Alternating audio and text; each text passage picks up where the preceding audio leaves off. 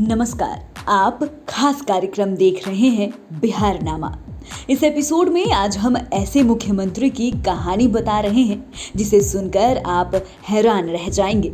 आपको अंदाजा नहीं होगा कि उनके परिवार के लोग कितने साधारण ढंग से जीते थे।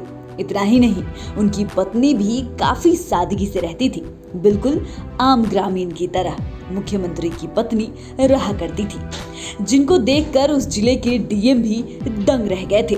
पहले तो डीएम को विश्वास ही नहीं हुआ कि बिहार के एक मुख्यमंत्री की पत्नी इस तरह साधारण जीवन जी रही है, वो भी तब जब उनके पति मुख्यमंत्री की कुर्सी पर उस समय बैठे हुए थे।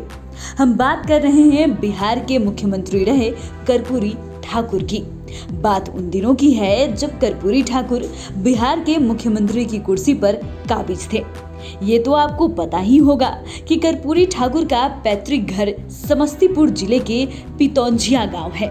उसी गांव से समस्तीपुर के तत्कालीन डीएम जी कृष्णन एक दिन निरीक्षण के लिए निकले।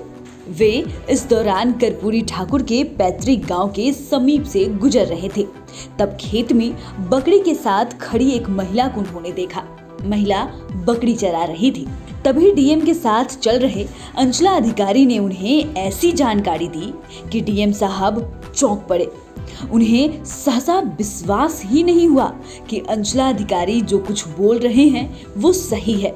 अंचला अधिकारी ने बताया कि जो महिला बकरी चरा रही है वो महिला कोई और नहीं बल्कि कर्पूरी ठाकुर की पत्नी है। ये सुनते ही डीएम झल्ला गए। उन्होंने कहा कि मैं नया हूँ, इसलिए तुम मुझे उल्टा पुल्टा बता रहे हो। इस पर अंचलाधिकारी ने कहा कि नहीं सर, मैं बिल्कुल ही सही बोल रहा हूँ। तब भी डीएम को विश्वास नहीं हो रहा था। डीएम ने कहा कि अगर तुम्हारी बात गलत निकली तो मैं तुम्हें सस्पेंड कर दूंगा। इसके बाद डीएम जी कृष्णन ने खुद जाकर पास के लोगों से पूछा, महिला के बारे में जानकारी ली तो बात 100% सही निकली। कहा जाता है कि कर्पूरी ठाकुर जब मुख्यमंत्री बने थे तब एक बार उनकी पत्नी समेत परिवार के लोग रहने के लिए पटना पहुंच गए थे। इस पर उन्होंने खर्च की दुहाई दी थी। कहा था कि मेरी इतनी कमाई नहीं है कि पटना में घर का खर्च चला सकूं। इसके बाद परिवार के लोग गांव लौट गए थे। बेटी की शादी की कहानी आप जानते ही हैं कि कितनी सादगी से हुई थी और किसी भी बड़े नेता या मंत्री को न्योता नहीं दिया गया था। शादी में जब वे भाग लेने के लिए गए थे तो सरकारी गाड़ी को गांव के बाहर ही छोड़ दिए थे। यहाँ तक कि शादी के दिन तो हेलीकॉप्टर की उड़ान पर बैन लगा दिया गया था ताकि शादी में कोई मंत्री हेलीकॉप्टर से न पहुंच जाए। इतना ही नहीं, कर्पूरी ठाकुर जब मुख्यमंत्री थे तो कहा जाता है कि उनकी कार के साथ वाहनों का बड़ा काफिला नहीं रहता था। काफिले के नाम पर मुख्यमंत्री की एक कार रहती थी, एक सुरक्षा कर्मी की गाड़ी। इसके अलावा कर्पूरी ठाकुर की आदत थी कि जब वो घर से निकलते थे तो काम से आए लोगों को अपनी गाड़ी में बिठा लेते थे, फिर उनसे गाड़ी में ही बात करते थे।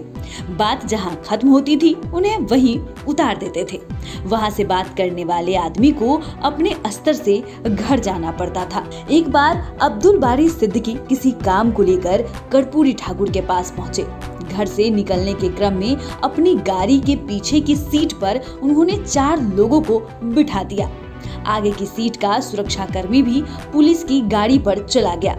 सबसे बात करते गए और जिसकी बात जहां खत्म हुई उसे वहां उतार दिया। इसी क्रम में अब्दुल बारी सिद्दीकी की बात डाक बंगला चौराहे के आगे एग्जीबिशन रोड से थोड़ा पहले खत्म हुई, इसलिए उन्हें एग्जीबिशन रोड के निकट ही उतार दिया गया।